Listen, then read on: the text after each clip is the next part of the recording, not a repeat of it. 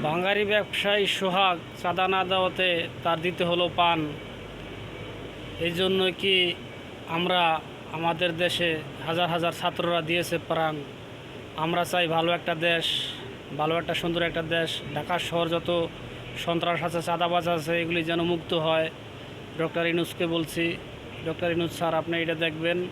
ঢাকা শহরে যত সন্ত্রাস আছে, চাঁদাবাজ আছে, আগে 1 বছর 2 বছর আগে ফখরুল ইসলাম চালাইছিল বাংলাদেশ, তখন চোর ডাকাত কোনো কিছু বাংলাদেশে ছিল না।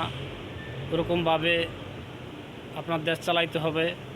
আর যদি ওরকমভাবে না দেশ চালান, তাহলে এরকম সন্ত্রাসী হাতে যে এরকম ব্যবসায়ীরা যদি প্রাণ দিতে হয়, তাহলে কিন্তু আইনের উপর মানুষ আস্থা হারায় ফেলবে।